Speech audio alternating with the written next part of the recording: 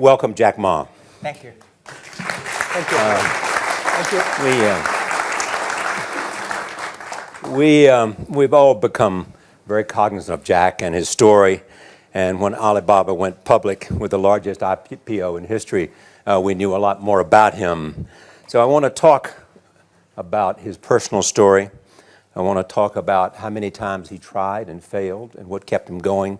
I want to talk about where he is today and how he got here, and where he is going and how he expects to get there. And if he gets there, what will it all mean for him and for the people that he wants to inspire? So I begin with this question, though, Jack. Why are you back at Davos? It's a long break for 7 years. I think my last trip here was year 2008. But I was coming for year 2001 for the Young Global Leader for Tomorrow. And remember, I never heard about the Davos when I came. But when I came, in the Switzerland, so many young people demonstrate. It was such a horrible thing that I was, and I asked them, why did they do it? They say, anti-globalization. And I say, why? Globalization is a great thing. Why people don't like it? And then we come all the way for 2 hours here. There's a machine gun. There's a people checking. I say, oh God, is that a forum or is it a prison we're gonna go? Is that? But when I joined the forum as the Young Global Leader, I was thrilled by so many ideas. For the first 3-4 years, I learned what does the globalization mean? What does the corporate citizenship mean? What about social responsibility mean? All these new ideas, and I see so many great leaders talking about leadership, and I benefit a lot. And the year 2008 and 2009, when the financial crisis came, I think it's better go back to work, because we can never win the world by talking. So go back, spend 7 years. Now I come back, I think it's time to do something return. Because I learned so much.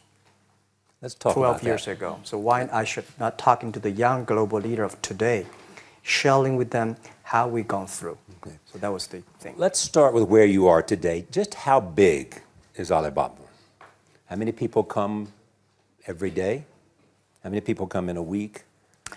How fast is it growing? Yeah, we have over 100 million buyers visiting our site, shopping our site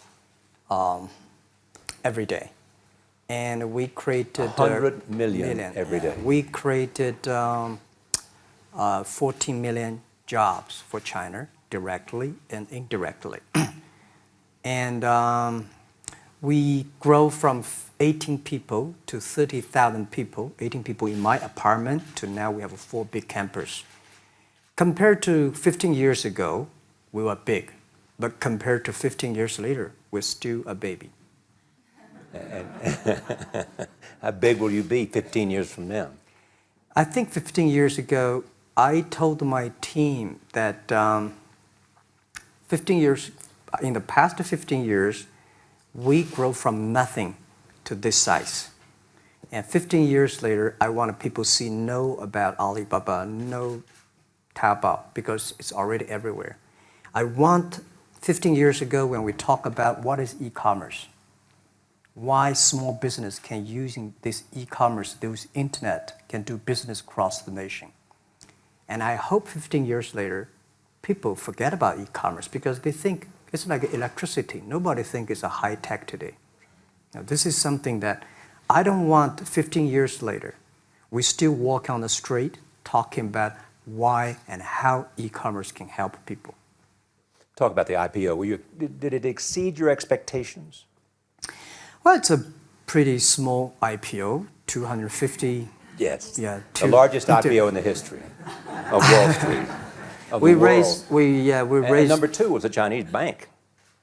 Thank you. I remember year 2001. We went to raise some 5 million, 3 million venture capitalist dollars in the USA, and got rejected. And I say we come back raising a little bit more. But I think, what we think more about is for $25 billion, how we can spend the money efficiently, because this is not the money, this is the trust from the world, the trust from those people. They want you to do better jobs, to help more people. They want to have a good return. So I think gives me more pressure, because when our market cap is bigger than IBM, for a certain day we're bigger than Walmart. We're one of the top 10, 15 largest market cap company in the world. I told my team and myself, is that true? We're not that good. Because years ago, people say, Alibaba model is terrible. Does not make money, have this and that, all the big bad things, because Amazon is better, eBay is better, Google is better, and there's no such model like Alibaba in the USA. So I told myself and people, we were better than people thought. But today, when we are that big size, I said, no, we are not that good as people thought. We're just a company 15 years old. Average age is 27, 28 years old, young people. We're doing something that human beings have never tried. So I want to talk about the future. Let me take you back to when you were born in Hangzhou, where the headquarters still are. Yep. And your campus is there. You don't have a loot, don't move your loot. Your headquarters Your roots are there. Yeah, you found it there, loot there. You grew up in the 60s. 64. Born in 64. That was the time of the Cultural Revolution. Yeah, it was the end of the Cultural Revolution. It was, well, my grandfather was a tiny landlord, was considered, after liberation, was considered to be a bad guy. So I know how tough it was when I was a kid. You tried to get into 3 colleges. Mm-hmm. Each time they rejected you. No, I tried. There is an examination that young people, if you want to go to university, you have to take the examinations. So I failed 3 times. Right. But a lot of fail. I failed for funny things that I failed a key primary school test for 2 times. And I failed 3 times for the middle schools.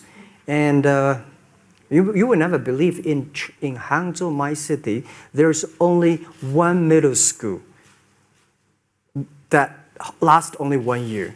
It was changed from primary school to middle school because our graduates of our school, no middle school accept us because we were too bad. Yeah. They would become a middle school. What effect did it have, though, being rejected? Well, I think we have to get used to it. We're not that good. Even today, we still have a lot of people reject us. I think when I graduated from universities, and before for 3 years I tried to fill in the universities. So I applied jobs for 30 times, got rejected. I went for a police, they said, no, you're not good. I went to even the KFC. When KFC came to China, come to my city, 24 people went for the job. 23 people were accepted. I was the only one guy. And we went for police. 5 people, 4 of them accepted. I was the only guy that I received it. So to me, being turned down, rejected. Oh, by the way, I told you that I applied for Harvard for 10 times, rejected. I know I'll be rejected. I just don't want to say that. They're sorry now. 10 times you wrote them and said, I'd like to come to Harvard. Yeah. And then I told myself, someday I should go teach there, maybe. I think that can be arranged. Richard Nixon came to Hangzhou. Yeah. And after that, tourists flooded the place. Yeah. And that's how you learned English. Yeah. I really like I don't know why, at 12, 13 years old, that time I suddenly fell in love into the language, the English. And there's no place you can learn English at that time. There's no books, English books.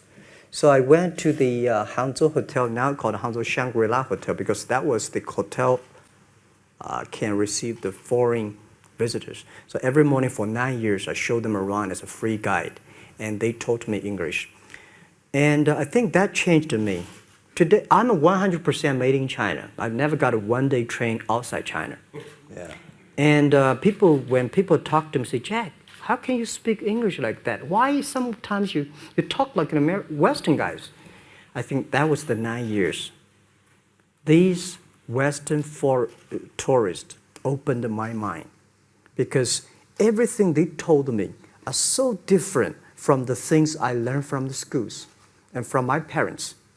So now I have a habit. Whatever I see, whatever I read, I use my mind. Think about for 2 minutes. Is that how Ma Jun became Jack Ma? Actually, Jack, the name was given by a lady in tennis. She's a tourist. She came here and she said, came to Hangzhou. We become a pen friends. Ma Ring is so difficult to pronounce. So she said, do you have an English name? I said, don't. So can you give me an English name? She said, okay. She said, my father called her Jack. My husband called Jack. What do you think about Jack? I said, good. So I've been using that for that many years. Yeah. First visit to America, 1995? 1995, yeah. I came here for a project helping the local government to building up a highway. And you tried the internet. I tried the internet in Seattle. And in a building called the U.S. Bank. I don't know whether the U.S. Bank is still there or not, but it's a building. And my friend opened a small office, which is like only 10% bigger than this room. And there are a lot of computers in there. And he said, Jack, this is internet. I asked, what is internet? He said, search whatever you want. At that time, they used Mosaic, very slow, right? Yeah. And I said, I don't use it. I don't want to type because computer is so expensive in China. If I destroy it, yes, I cannot pay. He said, just to search it. So I searched the first word, beer. I don't know why, because it's easy to spell, baby. And I see beers from Germany, beers from USA, beers from Japan, but there's no beer from China. And I say, okay, type the second word is China. No data. Nothing. And I said, 1995, no data about China. So I talked to my friend, why not make something about China? So we made a small, very ugly looking page called China. It's something like I did a translation agency, we listed on there. It was so shocking. We launched at 9:40 in the morning. 12:30, I got a phone call from my friend. He said, Jack, you got 5 emails. I said, what is email? And they say, these are the things. So people so excited. Where are you? This is the first time I see a Chinese website on that. How can we can we do something together? So I think this is something interesting. So we should do it. Why did you call it Alibaba? Alibaba? Well, when I started, I think internet is global. We should have a global name. And a name that, interesting, like at that time, the best name is Yahoo. Right? So I've been thinking for many days, suddenly think Alibaba is a good name. So I happened to be in San Francisco that day. I did have a lunch, and the waitress came. I asked her, do you know about Alibaba? She said, yes. I said, what is Alibaba? She said, Open Sesame. Good. So I went on the street, asked about 10, 20 people. They all know about Alibaba, 40 Thieves, and Open Sesame. And I think this is a good name. And start with A. Whatever you talk about, Alibaba is always top. You have said before that in creating Alibaba, you had to create trust. Yep. Because people in China were used to face-to-face. Yeah. How did you create trust? I think because we started about doing business on internet. I don't know you, you don't know me. So how can you do things online unless you have trust? So for e-commerce, the most important thing was trust. I think when I first went to USA for raising money, talk to the venture capitalists, a lot of people say, oh, Jack, no. China doing business by the guanxi. How can you do business on internet? And I know that without the trust system, the credit system, it's impossible to do business. So in the past 14 years, everything we do is trying to build up the trust system, the record system. Well, Charlie, I'm so proud today when I talk to the young. Today in China and in the world, people don't trust each other. The government and people and media and everybody think, this guy's cheating. But because of e-commerce, we finish 60 million transactions every day. People don't know each other. I don't know you, I send products to you. You don't know me, you wire the money to me. And I don't know you, I give a person a package, I don't know him. He took something to cross the ocean, cross the river, and send. This is the trust. We have at least 60 million trust happening every day. But you created it by creating an escrow account in the beginning. Yep. And so you keep the money until they got the product. Yeah. And then you release the money. That's true. I mean, the escrow service is about Alipay. When I had this idea, I would love Davos, because it was a big decision. Because for first 3 years, Alibaba is just like e-marketplaces for information. What do you have? What I have? We talk a lot of time, but don't do any business. Because there is no payment. I talk to the banks. No banks want to do it. Banks say, no, this thing never work. So I don't know what to do. Because if I start to launch a payment system, it's against the financial legal laws. Because you have to have a license. But if I don't do it, e-commerce will go nowhere. So then I went to Davos. I listened to a leadership discussion. Leadership is about responsibility. And after I listened to that panel, I give a call to my friends, my colleagues in my apartment, say, do it now, immediately. If something wrong, the government not happy about that, if one body has to go to the prison, Jack might go to the prison. Because it is so important for China, for the world, to build up the trust system.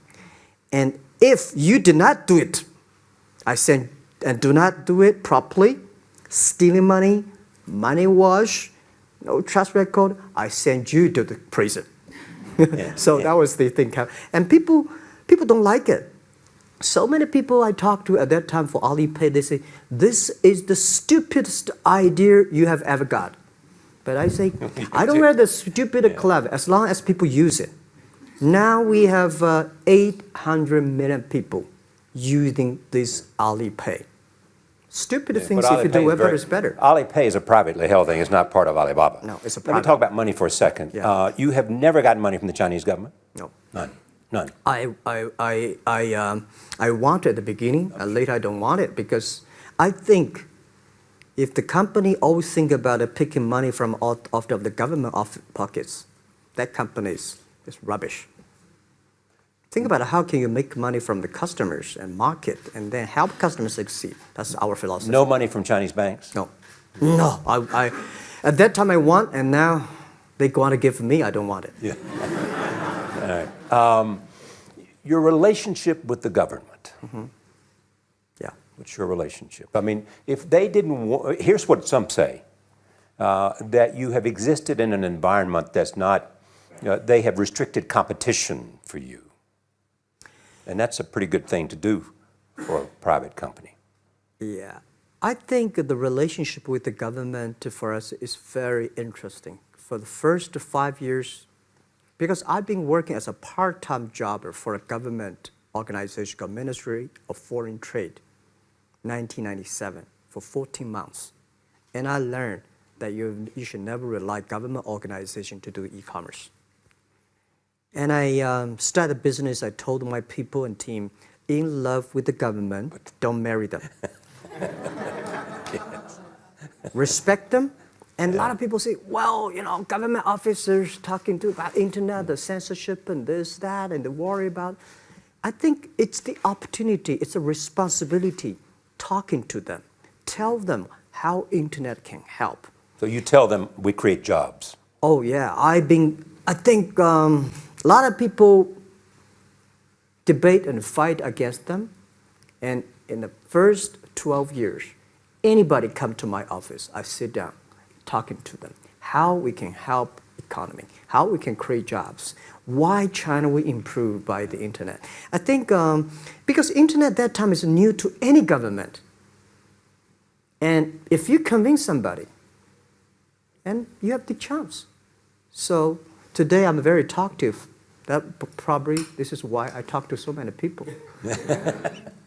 So, I mean, if the government comes to you and asks you to do something for them. Normally, when government comes say, Jack, can you do this project? I say no. I say no. I can introduce some friends who are interested in doing that for you. But if they continue to want me to do it, I say, okay, I do it, but I don't charge. I hope next time don't come to me again. But recently, we help some government organizations do it. For example, every Spring Festival, the train ticket is so difficult. Hundreds and thousands of farmers work in the cities. In the Spring Festival, they go to the hometown. But when they order tickets on the other way, the whole system crashed for 5 years. So I told my young people, go support them. Don't charge anything. Because I don't want to see millions of farmers go back to city and they cannot buy the tickets. So it's something that it's not for money. It's something it's not for the government. It's for the millions of people. They can buy tickets in a snowy night and they don't have to wait. They just use mobile phone, online, they get ticket. One way stop along the route to where you are in that big IPO was Yahoo. Jerry Yang gave you invested $1 billion. Yeah. $1 billion. Yeah. It turned out to be a pretty good investment for Yahoo. Yeah. But one time after another, you raised this money on your own outside of China with investors. Yeah, I'm very thankful for all the investors because 1999, year 2000, and even at the Yahoo time, a lot of people say this Jack is crazy. He's doing something that we don't understand. A lot of venture capitalists give you money because there is such an American model already there. But they say, Alibaba, we don't see this kind of model, right? They say Jack's crazy. Yeah, this is crazy guy. I mean, I remember my first time in Time magazine, they call me Crazy Jack. And I think crazy is good. We are crazy, but we're not stupid.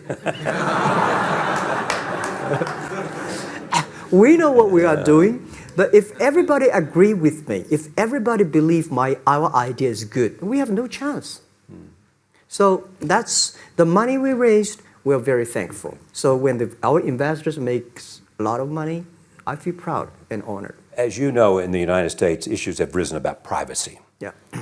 Google and Apple, and questions of whether the government should have access to files. How do you handle that if the Chinese government says you know a lot about people? You have transactional relationships with lots of people. And they say, we want to see your files. Well, so far I don't have this kind of problems from Chinese government. And I told them, any government, if you come here for the national security, anti-terrorist, well, anywhere, anti-terrorist, we work together. It's a criminal, we work. But rest of that, no. I said, we are a business. The data is so precious because we don't know how. Because if we give to anybody, it's going to be a disaster. And also about privacy issues. I think, just like hundreds of years ago, people say, I would rather put money under my pillow rather than put in the banks. But today, banks, they're special. They know how to protect money much better than you do. Privacy issues, all these kind of securities, today, we may not have the solutions. We don't have the answer. But I believe our young people have the solutions. In the next 10, 20 years, there will be breakthrough on that. And I'm fully confident on that. Your life is a testament to the idea that nothing is impossible. That if somebody says no, you say it's just the beginning. Where does that come from? Well, at the beginning, I never thought, I thought when I was young, I said, everything's possible. Now I know not everything's possible. When you have something, you have to think about, you have to consider about the others. You have to consider about the customer, society, your employees, your shareholders, society. There are so many things that I think if you continue to work hard, there's possibility. And I just feel that I'm enthusiastic about what we are doing. At the beginning, for the first 5 years, I just want to survive. And 5 years later, I think... That's 2000, from 90... Yeah.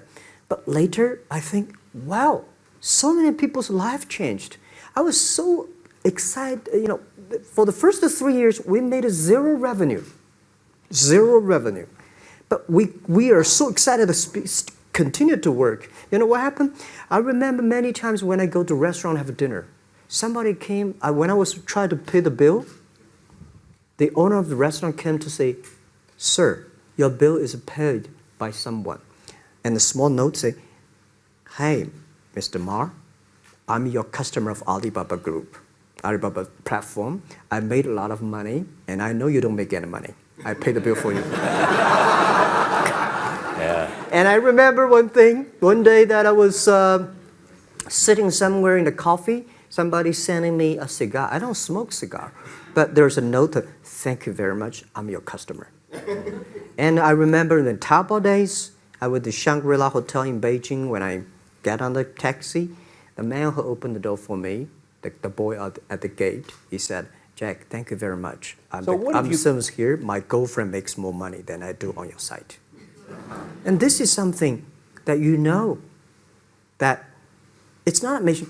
If you don't do it, nothing's possible. If you try to do it, at least you have the hope.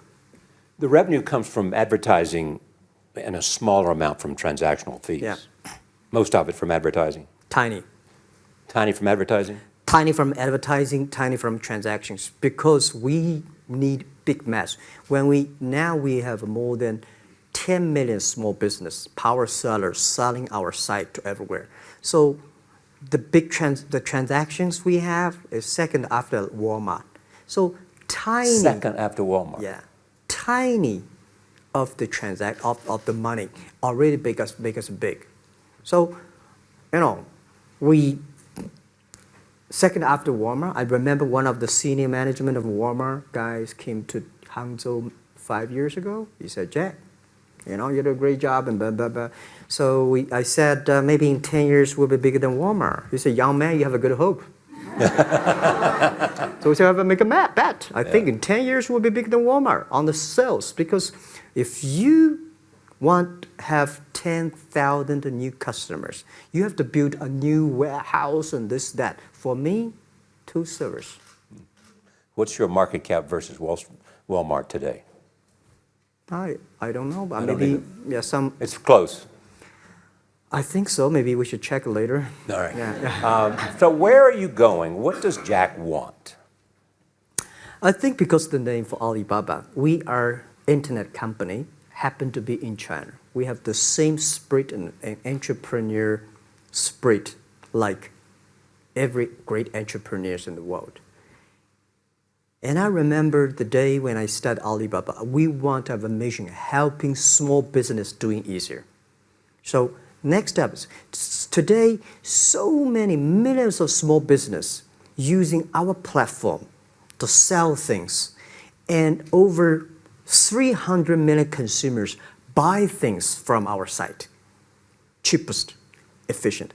So what I'm thinking about, how we can make Alibaba a platform for global small business. My vision is that if we can help a Norway small business can sell things to Argentina, and Argentina consumers can buy things online from Switzerland, and we can build up which I called I don't know, maybe not right word, called EWTO. The WTO is great, past century. But WTO helps so many big companies to sell things across the nation. Today, internet can help small business sell things across the oceans, across the nations. And I hope that we can serve 2 billion consumers. 2 billion consumers. 2 billion consumers. We can help 10 million small business outside China. Help them. Outside China. Outside China. Because we help the American farmers in Washington State almost 300 tons of cherries to China last year. Cherries. Before we sell, the ambassador of USA came to me and said, Jack, can you help us selling cherries? In China. I said, what cherries and the fruits? He said, why not? I said, why not? Let's try. So that when we start to sell cherries, the cherries still on the trees. So we start a pre-order, 80,000 families order cherries online. So we pick up the cherries and ship into China. Within 48 hours, we sell the cherries. The consumers are so happy. But we got a lot of letters complaint after 3 days. They say, why only 100 tons? Why we should not get more? So we sell, 2 months ago, we helped the Costco. We sell 300 tons of nuts to China. So I'm thinking about if we can sell, we're also selling Alaska seafood to China. So if we can sell seafood, if we can sell the cherries, why we cannot help American and European small business selling things to China consumers? China needs that. So this is what I want to do is that 2 billion consumers, China, Asia, developing nations, how we can let them buy things globally. Alibaba rode with the millions of people that went from poverty to the middle class in China. I mean, you were right there growing as they grew and increased. When you look at the international markets, you're doing well in Russia? Yeah. How well? We do pretty good in Russia, and we do also pretty good in Brazil. In Brazil? Russia, I think now I don't know, we are if not the number 1, we're the number 2 or number 3 largest E-commerce. E-commerce. I remember last year we had a campaign. The campaign is that a lot of Russian girls and boys want to buy things from China. You know how many days a Russian girl placed an order and received the products from China? 2 years ago, 4 months. Even that, people are so happy about all the thing. And last year, the campaign, within 1 week, we crashed the whole logistics system of Russia. All right. You were also seen in Hollywood. Yeah. What are you doing in Hollywood?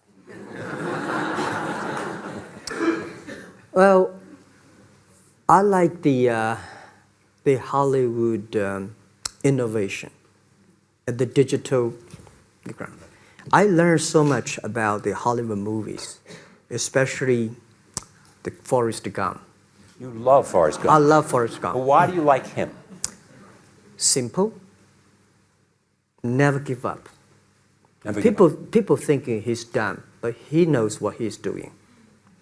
And I was very depressed the day, year 2002 or 3 in the States, when a bit earlier than that. I was very depressed when I could not find out a way for the internet.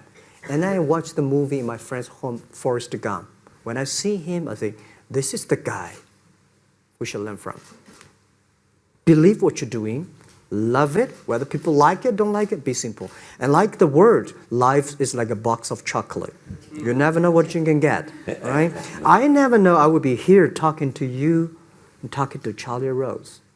I never know. But today I made it. I told my people in my apartment 15 years ago, guys, we have to work hard, not for ourselves. If we can be successful, 80% of the young people in China can be successful. We don't have a rich father, powerful uncle. We don't have $1 from bank, 1 cent from government. Just work as a team. So what do you worry about? I worry about it today. Young people, a lot of young people lose hope, lose vision, and start to complain. Because we also have the same period. Because when it's not a good feeling being rejected by so many people. We also depressed, but at least later we find that the world has a lot of opportunity. How you see the world, how you catch the opportunity. So, in the Hollywood gives me a lot of inspiration. You know? But you were out there for business. You were out there because you want to make movies and sell them. I want to make the movie for business-wise. We are e-commerce company. We have a lot of products that need logistic. But movie, TV, these are things you don't need logistic system. And movie probably is the best product that can help Chinese young people to understand. Because one thing I told the Chinese people, my friends, in American movie, all the heroes at the beginning, they look like a bad guy. Terrible things coming, they become a hero. And finally, they all survived. China, if you become hero, all the hero died. So, because only dead people become the hero. So nobody want to be the hero. So you want to change the Chinese definition of hero? Yeah, I want to say hero. Today we have so many heroes live in this world. Are you still writing these kung fu novels or are you just reading them? I read them and I start to write something. I think it's fun. The kung fu is something you start to think about something that you cannot do. But if you have some luck, if you continue to practice, if you got a good master, if you're a good team, you get expert. So at least to make me, when I'm busy, when I'm tired or frustrated, I read kung fu books. And You also travel with a Tai Chi. Am I saying that right? A trainer. Tai Chi? Tai Chi. Tai Chi. Tai Chi, yeah. What does that do for you other than keep you in good health? I love Tai Chi. Tai Chi is a philosophy about yin and yang. Yeah. Tai Chi is about how you balance, how you work, like a competition. People say when I compete with eBay, say, you hate eBay. No, I don't hate eBay. It's a great company. You know, they come, I go. You know, Tai Chi is like, you fight here, I go over there. You put it on the top, I go to down, right? So it's a balance, right? You are heavy, I'm small, you know. When I'm small, I can jump. You're heavy, you cannot jump. So the Tai Chi is better philosophy. I use in Tai Chi philosophy in the business. Calm down. There's always way out. And keep yourself balanced.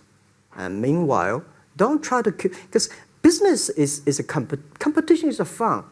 Business is not like a battlefield. You die or I win. Business, even if you die, I may not win. Right? So it's about fun. So Tai Chi gives me a lot of inspirations. But you want your life and you want this company, Alibaba, to change the world. And you're changing the world if, in fact, you provide a forum for buying and you enable people to earn a living. Yeah. But also, you believe that Alibaba ought to change the lives of women. So what are you doing? At first, I think many years ago, I want to change the world. Now, I think if we want to change the world, we change ourselves. Change ourselves is more important and easier than change the world. And second is that I want to improve the world. Because it changed the world, maybe Obama's job. Because my job is to making sure that my team are happy. Because my team are happy, they can make my customer happy. If my customer, they are all small business. When they're happy, we are happy. About women, one of the secret source for Alibaba's success is that we have a lot of women. What percentage of women among Alibaba employees? One day before, I think 2 or 3 months before we IPO, there's American journalist come to our company. She asked me a question. Jack, I've seen so many women in your company. I say, what's wrong? We have later we find that we have 47% of the employees of our company are women. How many? 47% of our company are women. And we actually had a 51 because we acquired some company these days. They have more men, so balance that. But these are women in top-level positions? 33% of the of the management are women. And 24% of the senior management, very top level, are women. We have a women CEO, CFO, CPO, Chief People Officer, and we have everywhere. And I think so comfortable to working with them because women, in this world, if you want to win in 21st century, you have to making sure that making other people powerful, empower others, making sure the other people better than you are, then you will be successful. So I find the women, they think about the others more than they think about themselves. Right. Women think about the kids, husband, parents, much more than the man. And the user-friendliness. A couple of things I want to talk about before we go, because we have less than a couple of minutes. China today, are you worried the economy slowed down? No, I don't worry about it. I think China is doing, it's slowing down is much better than keep on 9%. China today is the second largest economy in the world. It's impossible to keep 9% of the growth. If China still keeps the 9% of the growth of the economy, there must be something wrong. You will never see the blue sky. And you will never see the quality. China should pay attention to the quality of the economy. China should not. So if we have a lot of influence, like Hollywood movies, things, and we have sports and these things in the GDP, will be much better. So I think, just like a human growth, this body can never grow. Certain time, the slow of growth of a body is slow, but you should grow your mind, grow your culture, grow your value, grow your wisdom. I think China is moving to that direction. And you saw Modi in India? Pardon? Did you see Modi in India?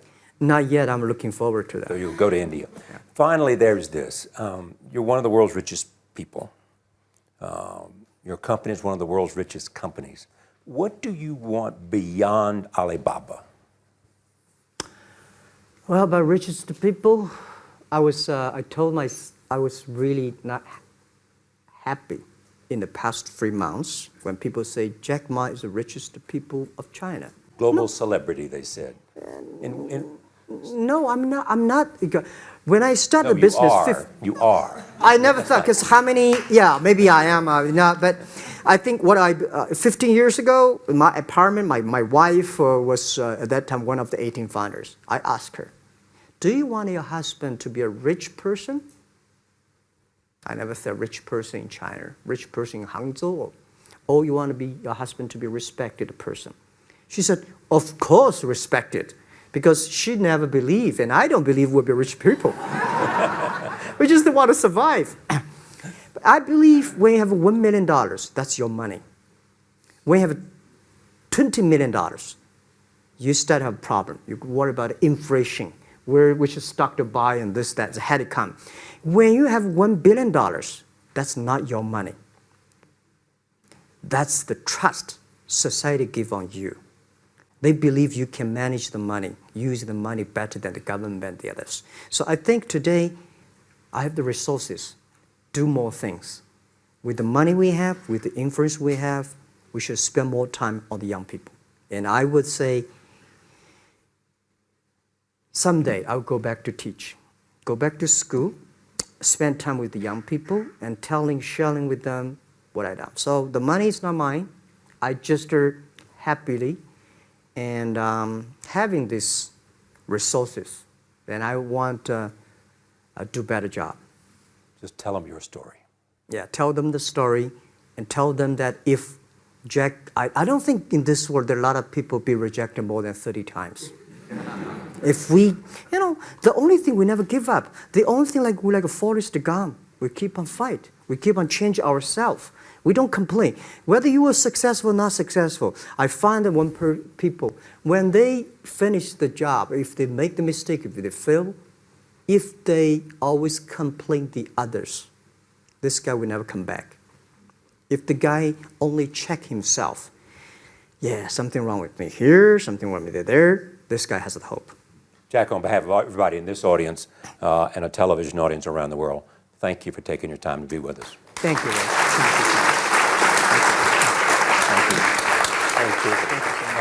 Thank you. Thank you so much.